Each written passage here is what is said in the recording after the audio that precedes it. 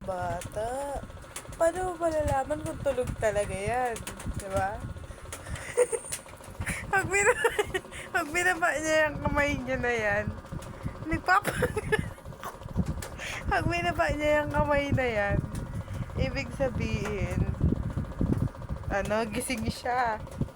Pero pag nakataas lang, tulog siya. Pag nakataas lang yan, tulog siya. Pero pag binaba niya yan, pag binaba niya yan, ay sabihin gising siya. Tingnan, nakataas lang. Ang galing. Ang galing, oh. Ibig sabihin, tulog siya. Ibig sabihin, tulog siya. Diba? Ang galing, oh. Tulog. Tulog nga.